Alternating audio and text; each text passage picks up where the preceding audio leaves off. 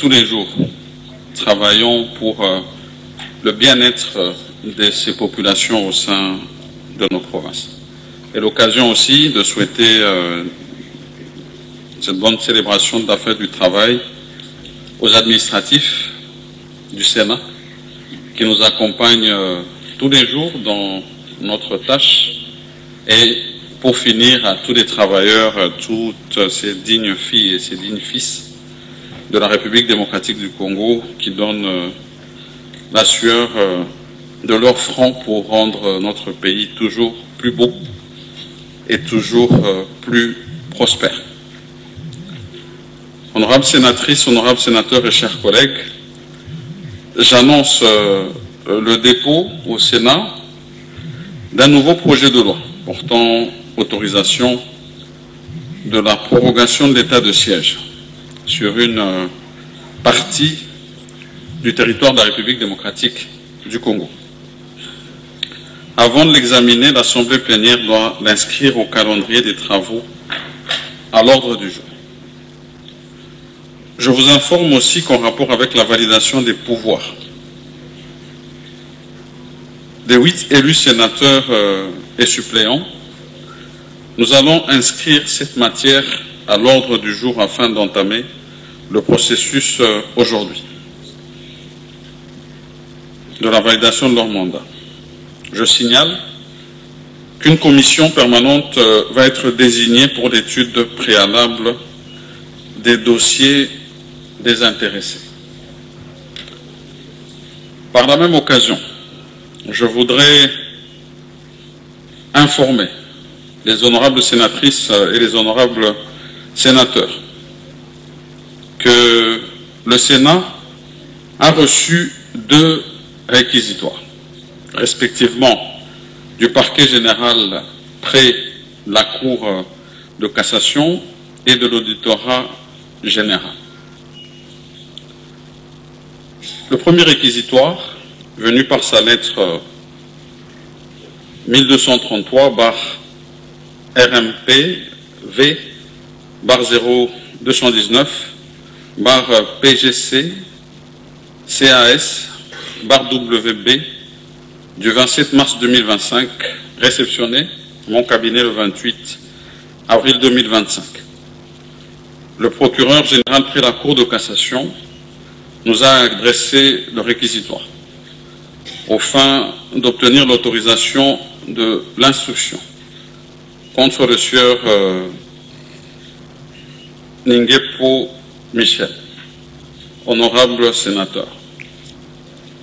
Le deuxième réquisitoire, par sa lettre numéro AG/0478/2025, l'auditeur général près la Cour militaire nous a adressé le 30 avril et réceptionné le même jour le réquisitoire tendant à obtenir la levée des immunités et l'autorisation de poursuite du sénateur à vie, M. Joseph Kabila Kabange. Ces 2 réquisitoires seront traités conformément à la Constitution de la République et au règlement intérieur du Sénat. Mais pour l'heure, nous allons nous prononcer sur l'adoption des points à l'ordre du jour de cette plénière, à savoir l'autorisation de la prorogation de l'état de siège, ainsi que le point relatif à la validation des mandats. Qui sont pour cet ordre du jour? Qui sont contre? Qui s'abstiennent? Ces matières sont inscrites au calendrier des travaux et à l'ordre du jour de nos travaux de cette séance. Ainsi, nos travaux de ce jour se présentent comme suit. 1. Validation des pouvoirs des 8 sénateurs élus et 1 suppléant. 2. Examen et adoption du projet de loi portant autorisation de la prorogation de l'état de siège sur une partie du territoire de la République démocratique du Congo. 3. Présentation du rapport de mission du président effectuée au Maroc. Avant de poursuivre nos travaux, nous allons, comme à l'accoutumée, adopter le procès verbal de la dernière séance. Je demande à l'honorable rapporteur d'en donner lecture.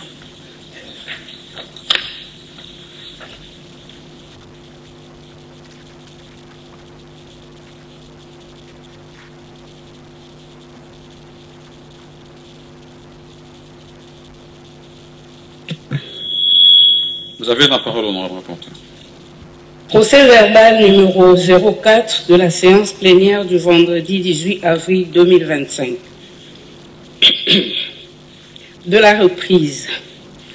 La séance suspendue le vendredi 4 avril courant est reprise ce vendredi 18 avril 2025 à 15h13 dans la salle des conférences internationales du Palais du Peuple sous la présidence de M. José Kalala Kalala, premier vice-président du Sénat.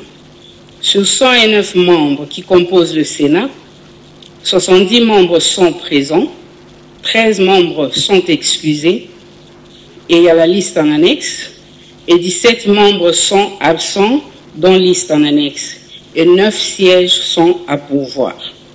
Du déroulement des travaux. Examen et adoption du projet de loi portant autorisation de la prorogation de l'état de siège sur une partie du territoire de la République. L'Assemblée plénière inscrit ce nouveau projet de loi au calendrier des travaux et à l'ordre du jour. Ensuite, elle adopte le procès verbal de la dernière séance. Après la lecture de la correspondance du président de la République adressée au président des deux chambres du Parlement, sollicitant une nouvelle prorogation de l'état de siège, M. Samuel Mbemba Kabouya, vice-ministre de la Justice, présente l'économie de ce projet de loi. Sur proposition du Bureau, l'Assemblée plénière décide à nouveau de différer les débats pour les mêmes raisons que celles évoquées au cours des deux dernières séances. Elle procède à l'adoption du projet de loi, article par article. À cet effet, l'intitulé, les 3 articles ainsi que l'exposé de motifs sont adoptés sans amendement. Sur le 76 sénateurs qui prennent part au vote, 75 votent oui, 1 non et aucun ne vote abstention. Voté en des termes identiques par les deux chambres, ce projet de loi sera transmis au président de la République pour promulgation. En fin de séance, 4 sénateurs interviennent par motion d'information. Il s'agit de Jean-Paul Boké-Tchoubofili sur le double naufrage survenu le 10 et 15 avril courant dans la province de l'Équateur. En mémoire des victimes, le président fait observer 1 minute de silence. Michel Remoyosa, à propos de l'accroissement des groupes armés dans la province de l'Ituri et les motivations de leur naissance. Alphonse Ngoï Kassanji, au sujet des conséquences de la non-application de la résolution du Sénat de la législature passée, recommandant au ministre des Mines d'abroger son arrêté qui impose le monopole d'achat des diamants à la SACIM, et Justin Kapenda Kasuku sur l'apparition de plusieurs têtes d'érosion dans le territoire de Kasongolunda, province du Kwang. Sur ce, le président suspend la séance. Il est 16h13. Fait à Kinshasa le 18 avril 2025.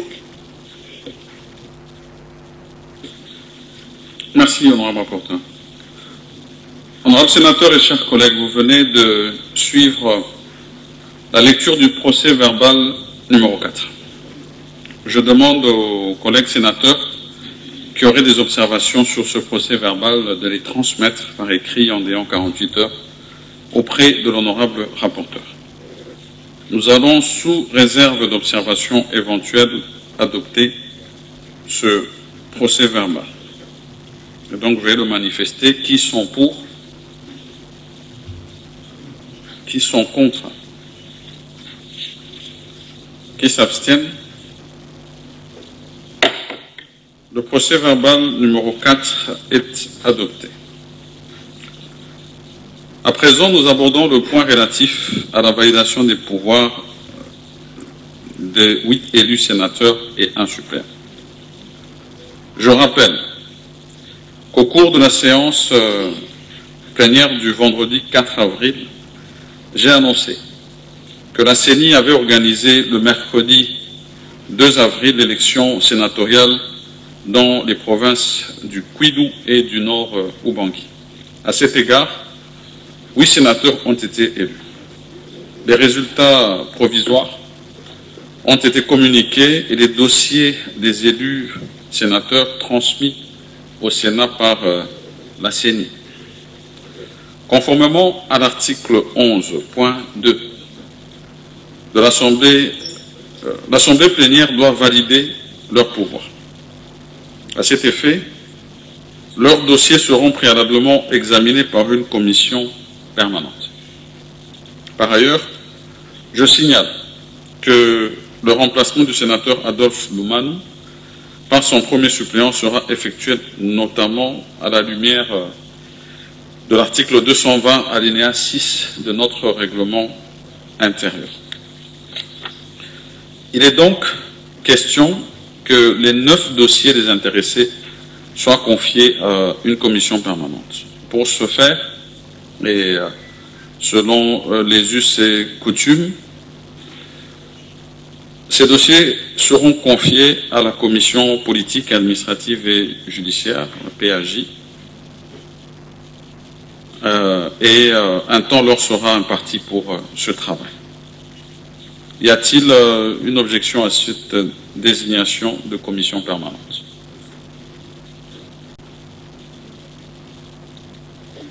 Et donc c'est adopté. C'est cette commission qui va se charger d'examiner les 10 dossiers dès le lundi prochain et ils auront 24 heures pour nous rendre ce rapport.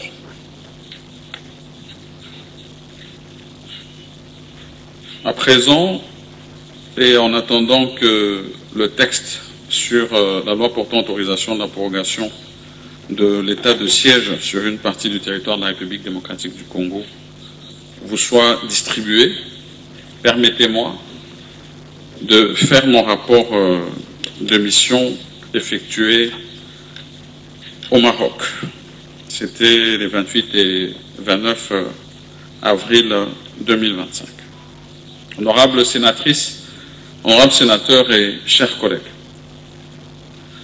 en application de l'article 35, alinéa 1er du règlement intérieur du Sénat, je fais rapport à l'Assemblée plénière de la mission que j'ai effectuée à Rabat, capitale du Royaume du Maroc, où j'ai participé à la 3e édition du Forum du dialogue parlementaire Sud-Sud de l'Association des Sénats, Choura et Conseil équivalent d'Afrique et du monde arabe, ACK en sigle.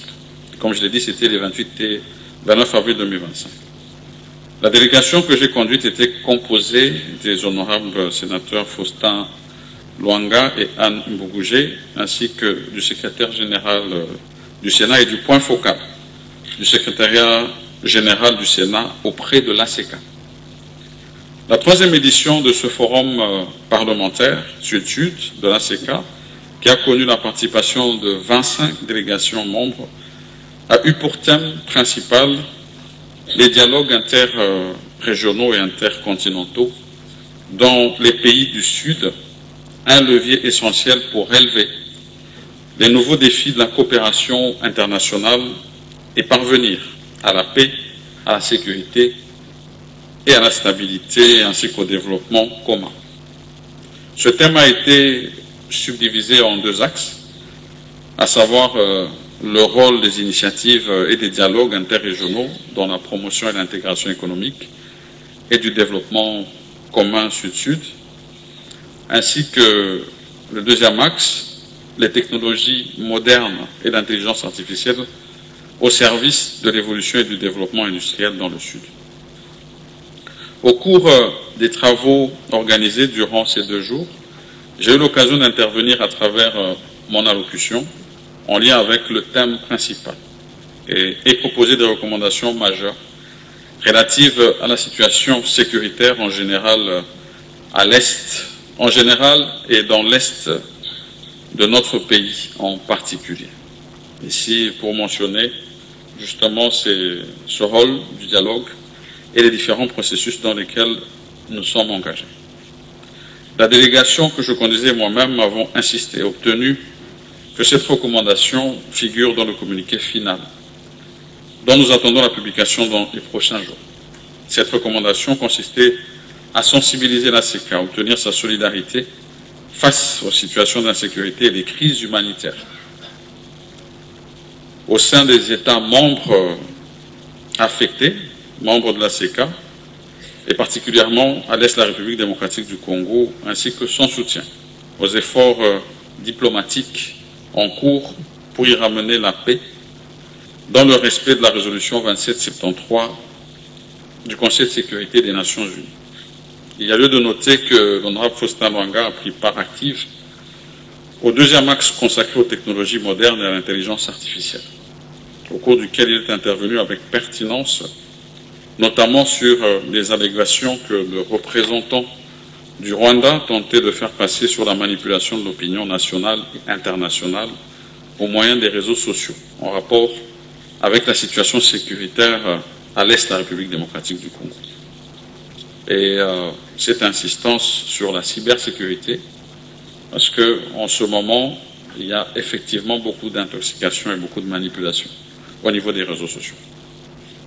De même, l'honorable Anne Bougoudje a pris une part active à la réunion des femmes parlementaires de l'ACK, au cours de laquelle elle a sensibilisé ses collègues sur la guerre injustement imposée à notre pays depuis plus de 3 décennies et ses conséquences multiples, particulièrement sur la femme, les personnes du 3e âge et les enfants. Je tiens ici à les remercier pour leur engagement pour la République.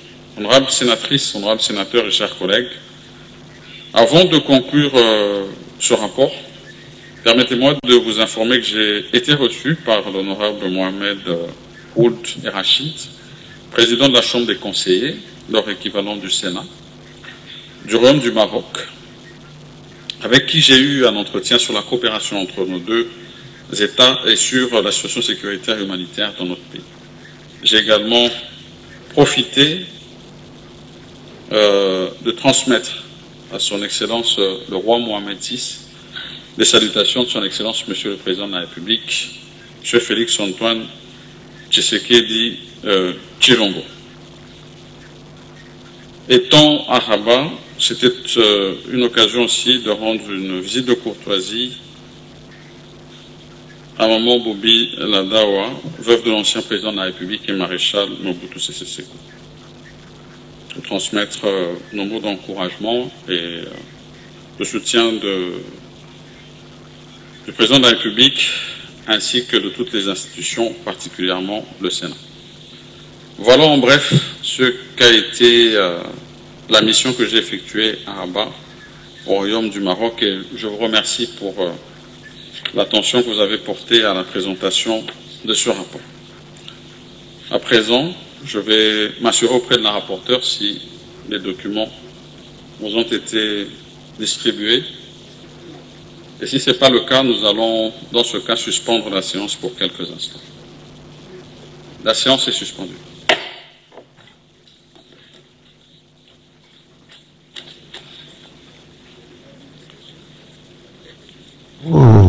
Mukonzi ya suku ya babongisi mibeko tupe sena ndimo ndenge ngati ko verantina ete bako kusosola bakili mibeko bako kusosola ndenge nini misala maki na yimoko ni mubembo salaki na mboka Harare pa wapakiniki kokutana na baninga baye lakini ya magi limpinga mubimba ya bakili babongisi mibeko ekola biso bakoma ikona pe basaki musala kitoko.